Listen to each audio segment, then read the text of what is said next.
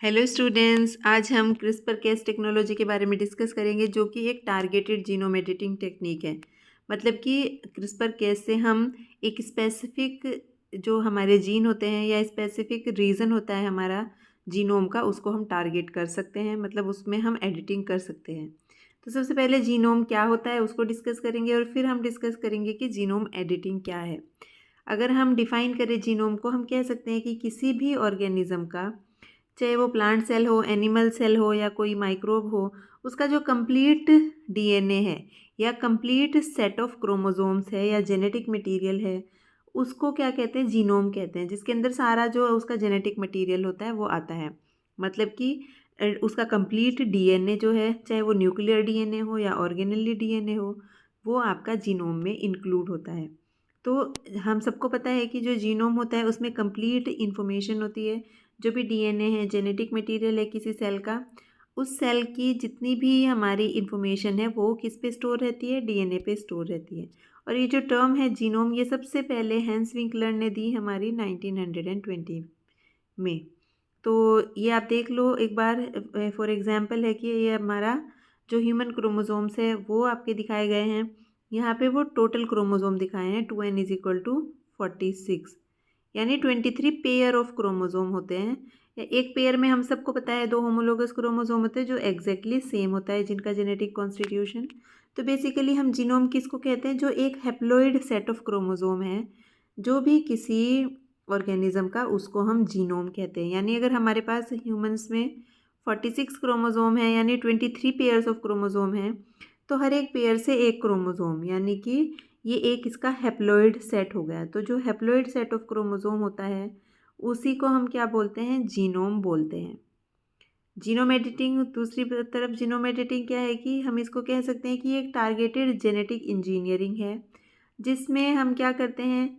जो डीएनए होता है किसी सेल का, या तो उसमें कुछ इंसर्ट करते हैं, कुछ पोर्शन हम डीएनए का उसमें से डिलीट भी कर सकते हैं, रिप्लेस कर सकते हैं। ठीक है, किसकी हेल्प से? हम जो हमारे जो न्यूक्लियेजेस होते हैं, जिनको मॉलिक्यूलर सीजर भी बोलते हैं, एंडोन्यूक्लियस, एक्सोन्यूक्लियस, उनकी हेल्प से हम ये कर सकते हैं। तो एडिटिंग का मतलब है कि कुछ चेंज लाना। सपोज ये हमारा क्रोमोसोम है, हमें पता है कि क्रोमोसोम किससे बना होता है? डीएनए और प्रोटीन से बना होता है। तो अगर इस डीएनए में, अगर इसको लीनियरली हम देखें, इसमें क्या है? अगर हम कुछ पोर्शन इसका डिलीट कर दें या कुछ पोर्शन इसमें ऐड कर दें, या यहाँ से कुछ पोर्शन दूसरी जगह चला जाए और दूसरी जगह से सेम पोर्शन इस वाले क्रोमोसोम में आ जाए, तो इस तरीके के जो चेंजेस होते हैं इनको एडिटिंग बोलते हैं, genome editing. Basically genome editing किससे हम करते हैं? इसमें हम यूज़ करते हैं इंजीनियर्ड न्यूक्लियेजेस। मतलब नॉर्मल न्यूक्लियस हम यूज़ नहीं करते, कुछ स्पेसिफिक न्यूक्लियस हमने बनाए हैं उनको यूज़ करते हैं। जिनमें क्या होता है बेसिकली, एक तो जो डीएनए सीक्वेंस पे, स्पेसिफिक डीएनए सीक्वेंस पे बाइंडिंग डोमेन होता है इन न्यूक्लियस में, और एक होता है हमारा क्लीविंग डोमेन। तो बेसिकली ये जो न्यूक्लियस हैं जो जीनोम एडिटिंग में यूज़ होते हैं, ये सिंपल न्यूक्लियस नहीं होते हैं कि जाएंगे किसी पर्टिकुलर कहीं पे भी कट लगा के आ जाएंगे। बेसिकली इसके दो डोमेन होते हैं, दो पार्ट होते हैं। एक पार्ट होता है जो आपका एक स्पेसिफिक डीएनए सीक्वेंस पे ही बाइंड करेगा, अगर उसको वो सीक्वेंस नहीं मिलेगा तो वो बाइंड नहीं करेगा। दूसरा, उस एक बार वो बाइंड कर गया, दूसरा उसका क्या होता है? एक डोमेन होता है जो एक पर्टिकुलर जगह पे कट करता है, या हम कहें कि non specific DNA cleavage domain होता है। एक बार वो बाइंड हो गया तो जो दूसरा, हाँ, उसका जो डोमेन है वो बस कट करने का काम करता है डीएनए को। ठीक है, तो बेसिकली ये इंजीनियर्ड है, जेनेटिकली मॉडिफाइड क्या होते हैं? हमारे न्यूक्लियस प्रोटीन होते हैं जो आपके, जिसके दो काम होते हैं। पहला कि वो स्पेसिफिक सीक्वेंस पे जाके बाइंड कर जाएगा, और दूसरा क्या है कि वो डबल स्टैंडर्ड डीएनए को कट कर देता है। ठीक है, तो ये जीनोम एडिटिंग है। और जीनोम एडिटिंग के लिए सबसे जो बेस्ट टेक्निक है अभी, वो हमारी क्या है? क्रिस्पर कैस टेक्निक है। यानी टारगेटेड जीनोम एडिटिंग कहें, या हम कहें कि स्पेसिफिक रीजन में डीएनए के अगर हमें कोई चेंज लेके आना है, कोई एडिटिंग करनी है, तो उसके लिए सबसे बेस्ट टेक्निक है क्रिस्पर कैस टेक्निक। तो बेसिकली क्रिस्पर की फुल फॉर्म एक बार हम देख लेते हैं। क्रिस्पर किसके लिए है हमारा? C is for clustered, R is for regularly, I is for interspaced, S for short, P से palindromic, R से repeat। तो ये क्या है basically? Clustered, regularly, interspaced, short, palindromic repeats हैं। और कैस का मतलब है क्रिस्पर एसोसिएटेड प्रोटीन सिस्टम। तो बेसिकली ये टेक्निक को हमने इसके बेसिस पे नाम दिया है। और ये जो टेक्निक है ये सबसे पहले हमने कहाँ से ली है, ये प्रोकैरियोट्स में एक इम्यून सिस्टम की तरह काम करती है। यानी प्रोकैरियोट्स को जो इन्वेडिंग वायरस होते हैं या इन्वेडिंग पैथोजन होते हैं उनसे बचाने के लिए प्रोकैरियोट्स में स्पेशली जो बैक्टीरिया होते हैं आर्किया, और उन्होंने ये सिस्टम अडॉप्ट किया है। ठीक है, उन्होंने अपने अंदर ये इवोल्यूशन किया है और इस सिस्टम को बनाया है। बेसिकली ये क्या है, एक हमने बोला जैसे कि एडेप्टिव इम्यून सिस्टम है बैक्टीरिया और आर्किया का, जो इनको प्रोटेक्ट करता है अगेंस्ट इन्वेडिंग फॉरेन डीएनए। मतलब कि जो इनकी सेल में फॉरेन डीएनए घुसने की कोशिश करता है और हार्म करने की, जैसे सपोज फॉर एग्जांपल जो वायरसेस होते हैं, अगर वो किसी बैक्टीरिया में की सेल में इन्वेड करेंगे, अपना डीएनए इंसर्ट करेंगे, तो उस डीएनए से अपने आप को बचाने के लिए ये एक इम्यून सिस्टम की तरह काम करता है। तो हमने पहले बता दिया CRISPR clustered regularly interspaced short palindromic repeats, और कैस होते हैं इसके जो एसोसिएटेड प्रोटीन सिस्टम होता है, जिनका काम क्या होता है केस प्रोटीन का, कि वो टारगेट करते हैं और क्लीव करते हैं जो इन्वेडिंग डीएनए है उसको एक सीक्वेंस स्पेसिफिक मैनर में। ये हम डिटेल में डिस्कस करेंगे आगे कि कैसे ये मशीनरी काम करती है बैक्टीरिया के अंदर।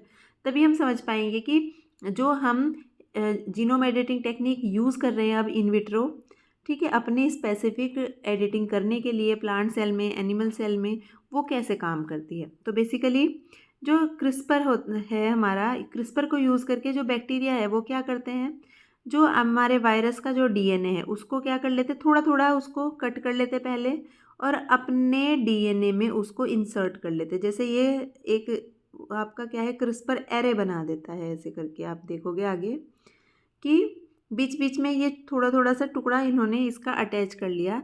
क्यों? क्योंकि ये आगे अगर ये सेम वायरस या इसके जो भी रिलेटेड वायरस होंगे वो अटैक करेंगे, तो इस डीएनए को यूज़ करके ये जो इसने इसी का जो आपका सबसे पहले वायरस ने इस पे अटैक किया, फॉर एग्जांपल इसने उसके डीएनए को कट कर दिया छोटे छोटे टुकड़ों में, और उसको अपने ही डीएनए के अंदर, अपने जेनेटिक मटेरियल के अंदर इसने स्टोर कर लिया। ठीक है, ये आपका वायरस का डीएनए है जो इसने छोटे छोटे टुकड़े करके अपने में स्टोर कर लिया है। अब सपोज़ दोबारा से वही सेम वायरस या उसके जो भी रिलेटिव वायरस है, अगर वो इस पे अटैक करेंगे, तो जो बैक्टीरिया की सेल है वो इस को यूज़ करेगी आरएनए बनाने के लिए। जो आरएनए इस डीएनए पे, जो नया डीएनए अभी अभी जो वायरस ने अटैक किया है फ्रेशली, उस पे जाके अटैच हो जाएगा और इसको किल करने का काम करेगा। यानी फर्दर जो अटैक्स होंगे उनसे खुद को बचाने के लिए बैक्टीरिया ने इस डीएनए को यूज़ करना है। ठीक है, तभी इसने इसको इंसर्ट किया है। तो बेसिकली क्रिस्पर एरे है क्या, एक बैक्टीरिया की सेल के अंदर क्रिस्पर एरे कैसे अरेंज रहता है, सबसे पहले हम ये देखेंगे। फिर देखेंगे कि कैसे इसको जो इन्वेडिंग डीएनए है जो इसने बैक्टीरिया ने अपने पास संभाल के रखा है पुराने वायरस का, उसको वो कैसे यूज़ करता है। तो बेसिकली क्रिस्पर एरे कैसे बना होता है, ये एक क्रिस्पर 1 है suppose for example, black colour में शो हो रहा है। अगर आप इसको डिटेल में देखोगे इसकी स्ट्रक्चर, तो आपको पता चलेगा कि इसके अंदर बहुत सारे क्या हैं, छोटे छोटे सीक्वेंस हैं और उनके बीच में थोड़ा थोड़ा सा रीजन है जो बचता है। तो सपोज़ यहाँ से देखो, ये R1 है, ये एक दूसरा क्रिस्पर है, ये तीसरा है, चौथा रिपीट, पांचवा रिपीट, ऐसे करके ये 32 रिपीट्स हैं। और हर एक रिपीट के बीच में क्या है, कुछ इंटर स्पेस रीजन है, स्पेसर सीक्वेंस जिनको हम बोलते हैं। तो बेसिकली क्रिस्पर एरे में ये रिपीट्स होते हैं, बहुत सारे रिपीट्स होते हैं सेम, और इनके बीच में स्पेसर सीक्वेंस होता है। और ये जो स्पेसर सीक्वेंस है ना, यही वो जो इनिशियली जो हम बोल रहे थे कि बैक्टीरिया के अंदर सपोज़ किसी ने वायरस ने अटैक किया, अपना डीएनए उसके अंदर इंसर्ट कर दिया, तो जो बैक्टीरिया का जो डिफेंस सिस्टम है उसने इसके डीएनए को कट कर दिया छोटे छोटे पीसेस में, और ये छोटे छोटे पीसेस जाके ना कहाँ पे अटैच हो गए, ये इनके बीच में जो आपके रिपीट्स थे बैक्टीरिया का। ये बैक्टीरिया का अपना जीनोम है जो आपको 1 2 3 की फॉर्म में दिख रहा है। ठीक है, 1 2 3 अपने जीनोम में ही बीच बीच में क्या कर लिया है, ये इन्होंने वायरस का डीएनए क्या कर लिया है, आपका सिक्योर कर लिया है। ठीक है, ऐसे करके ये क्रिस्पर एरे बनते हैं। और बहुत सारे क्रिस्पर एरे प्रेजेंट होते हैं किसी भी बैक्टीरियल सेल में, जैसे सपोज हमने दिखाया क्रिस्पर 1, फिर सेकेंड इमेज में क्रिस्पर 2, क्रिस्पर 3 एंड क्रिस्पर 4, ऐसे करके बहुत सारे होते हैं। इन्हीं के साथ इनके जो कैस प्रोटीन होते हैं हमारे, वो भी एसोसिएटेड होते हैं, कैस 1, कैस 2, कैस 3 एंड सो ऑन।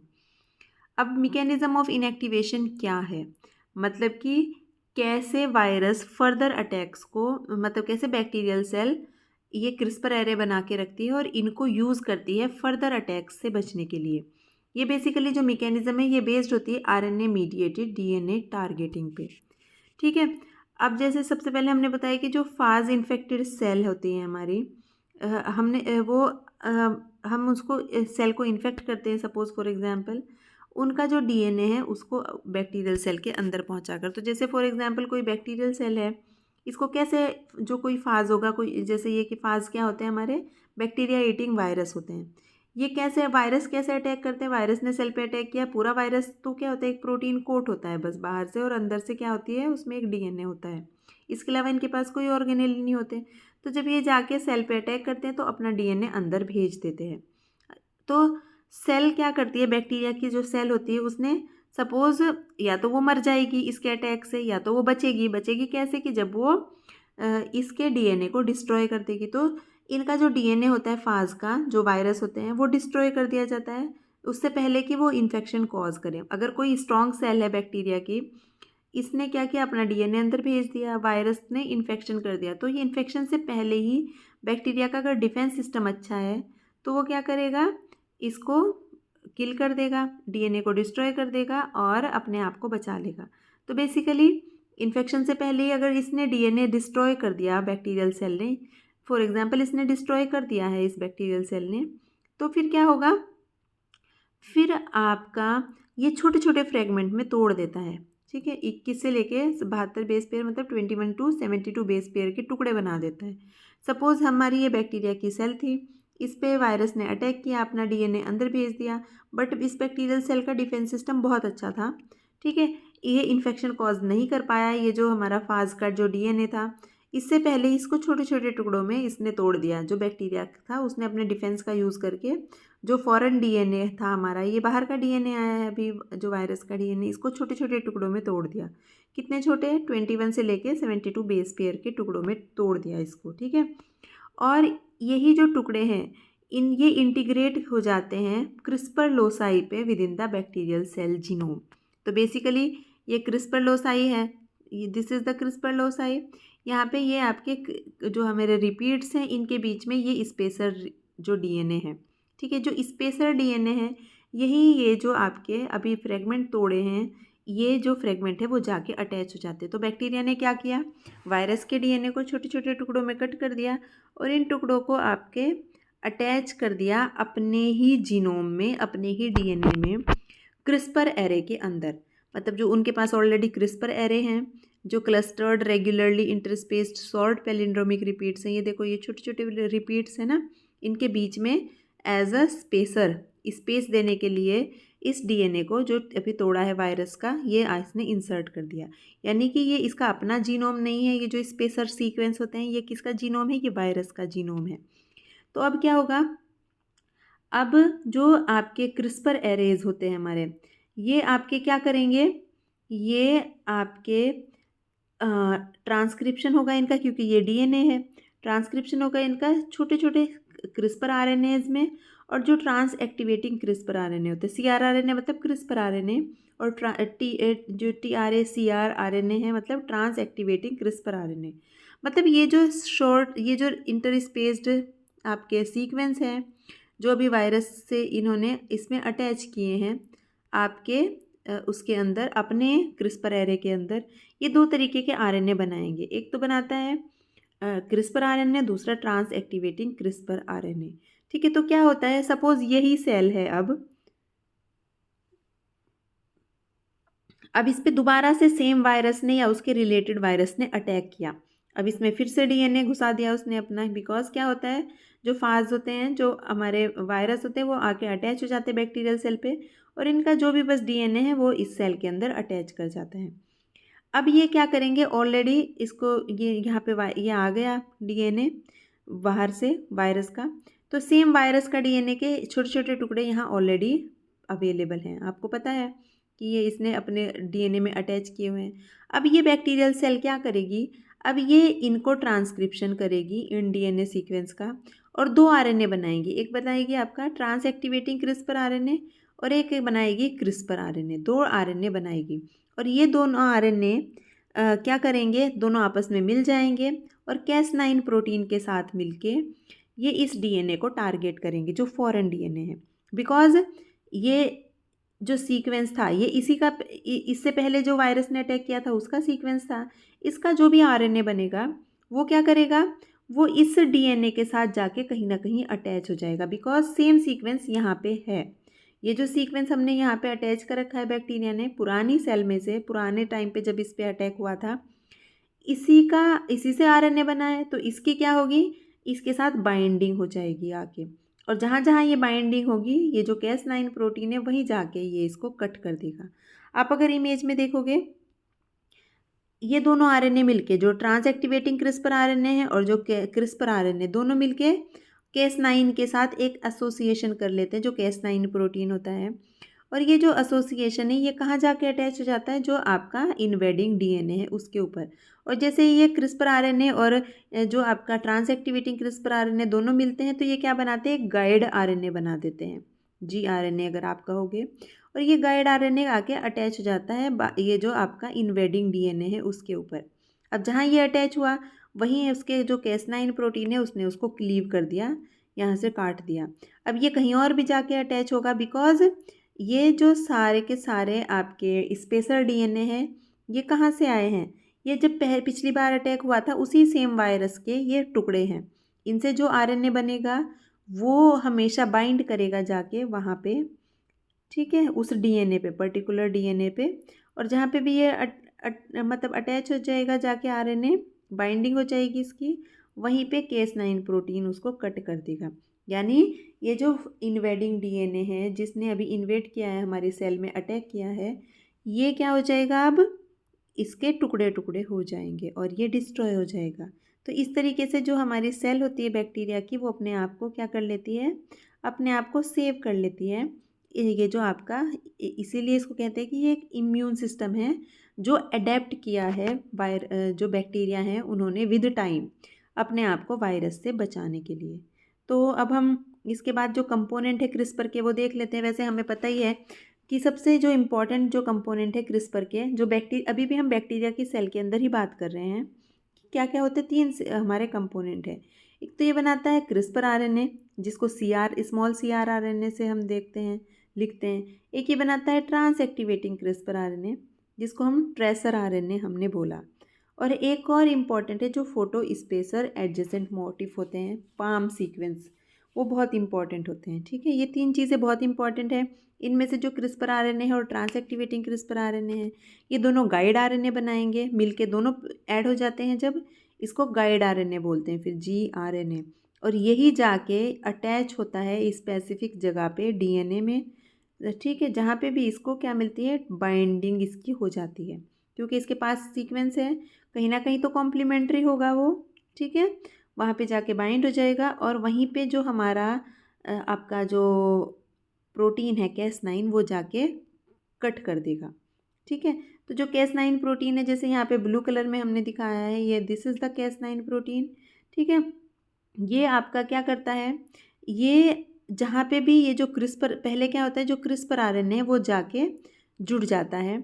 ये इसके जो 12 आपको ऑरेंज कलर में 12 आपके क्या दिखेंगे, सीक्वेंस दिखेंगे, इनको सीड सीक्वेंस बोलते हैं। ये सबसे इम्पॉर्टेंट होते हैं, इन्हीं पे जाके क्रिस्पर आरएनए बाइंड करता है।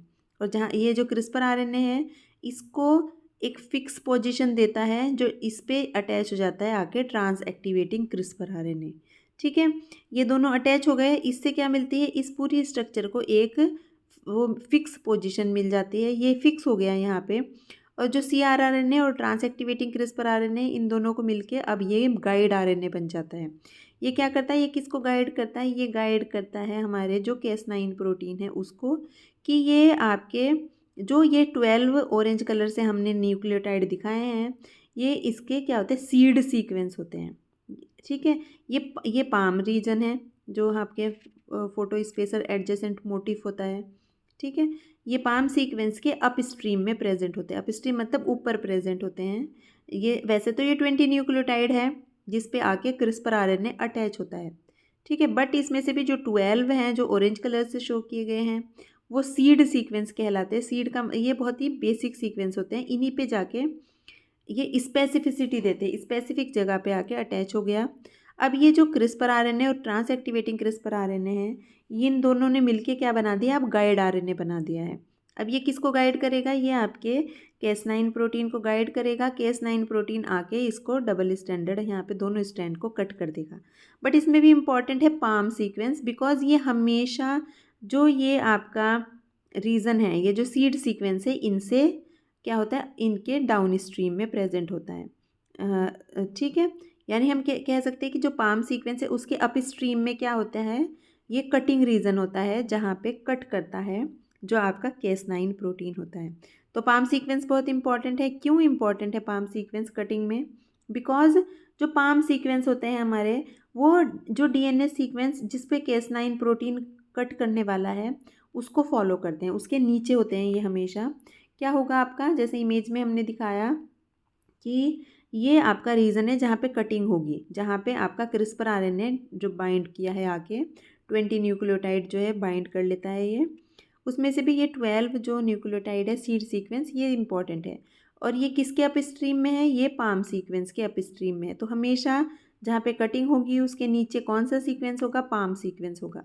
तो जब पाम सीक्वेंस को ही रिकॉग्नाइज करता है, ठीक है, जब ये बैक्टीरिया के अंदर होता है तो ये देखता है, जो बैक्टीरिया का अपना जो डिफेंस सिस्टम है वो देखता है कि अगर जहाँ पे पाम सीक्वेंस है वहीं पे कट बनाता है वो। क्यों, क्योंकि पाम सीक्वेंस जो है बैक्टीरिया का अपना डीएनए नहीं है। पाम सीक्वेंस क्या होता है, पाम सीक्वेंस है come is the component of the invading virus और plasmid, but it is not a component of the bacterial CRISPR locus. Basically ये जो आपका इंटर स्पेस रीजन था ना, बीच बीच में ये आपके एरे था, जो आपके क्रिस्पर एरे था, उसमें ये तो रिपीट्स थे। इनके बीच में जो वायरस का डीएनए डाला गया था, जो बैक्टीरिया ने डाला था, वहाँ पे ये पाम सीक्वेंस प्रेजेंट होते हैं, ठीक है। तो पाम सीक्वेंस किसके अंदर है, स्पेसर के अंदर है। और स्पेसर कहाँ से आया था, स्पेसर आया था जो वायरस था या प्लाज्मिड था जिसने शुरू में अटैक किया था बैक्टीरियल सेल के ऊपर। तो बेसिकली ये आपका पाम सीक्वेंस आपके जो बैक्टीरियल सेल है उसका अपना डीएनए नहीं है, सेल्फ डीएनए नहीं है। तो इसीलिए जहाँ पे पाम सीक्वेंस होगा वहीं पे कट करेगा जो बैक्टीरिया का सेल होगा, बिकॉज उसको पता है कि अगर ये पाम सीक्वेंस है तो ये दैट मीन्स ये हमारा डीएनए नहीं है, ये फॉरेन डीएनए है, बाहर का डीएनए है। तो बिकॉज जो पाम सीक्वेंस होते हैं बैक्टीरिया के अंदर नहीं मिलते हैं, इसी वजह से बैक्टीरिया की सेल डिफ्रेंशिएट कर पाती है अपने डीएनए को अदर डीएनए से, जो फॉरेन डीएनए है, बाहर से जो हार्मफुल डीएनए सेल के अंदर एंटर किया है, ठीक है। तो Cas9 हमारा सक्सेसफुली तभी बाइंड और क्लीव करेगा जब जहाँ पे जो बाइंडिंग साइट है उसके नीचे पाम सीक्वेंस होंगे। बिकॉज पाम सीक्वेंस से ही ये पता लगाता है जो Cas9 प्रोटीन है कि ये हमारा डीएनए नहीं है, क्योंकि इसमें तो पाम सीक्वेंस है।